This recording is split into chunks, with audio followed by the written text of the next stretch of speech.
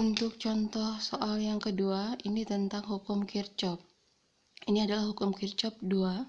Hukum Kirchhoff 2, di mana hukum Kirchhoff 2 ini dibagi menjadi dua, ada rangkaian listrik tunggal dengan rangkaian listrik majemuk. Nah, untuk contoh soal pada kesempatan hari ini adalah rangkaian listrik tunggal atau satu loop. Satu loop itu maksudnya adalah satu putaran.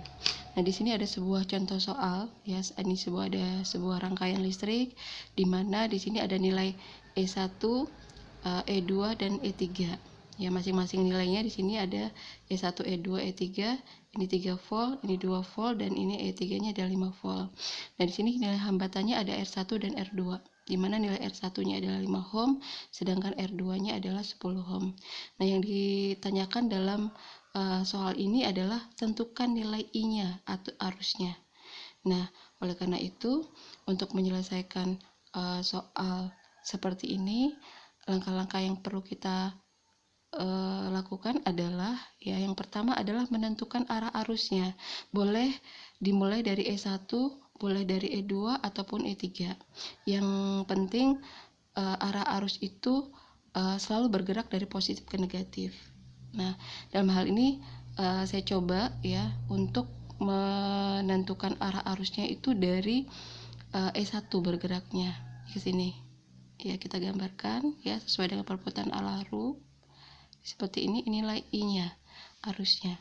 Jadi dia bergerak, arus listriknya bergerak dari E1 melewati R2, E2, R2, lalu ke E3, gitu.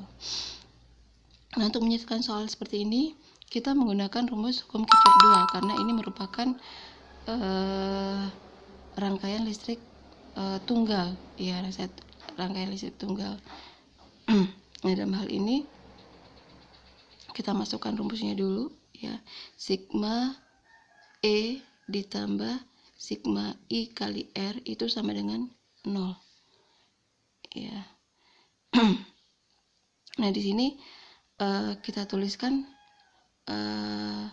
perputaran arah arusnya ini ke R1.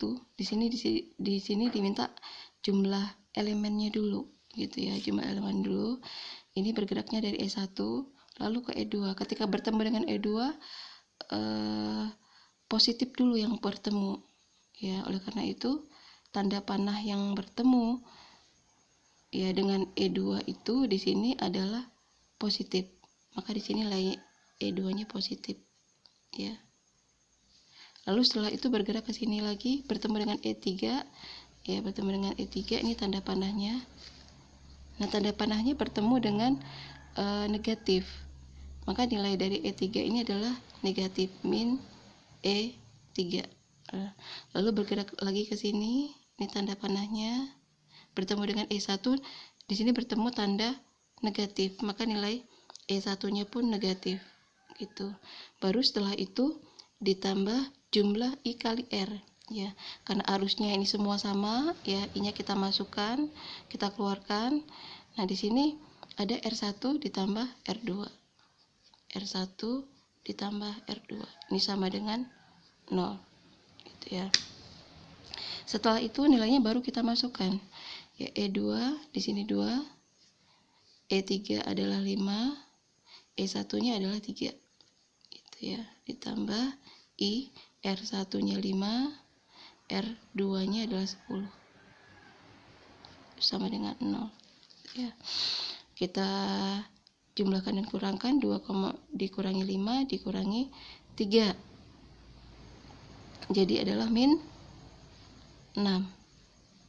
Ditambah I, 5 tambah 10 adalah 15. Sama dengan 0. Ya. Ini kita kalikan 15 kali I, 15 I, min 6 pindah ke sini jadi positif 6.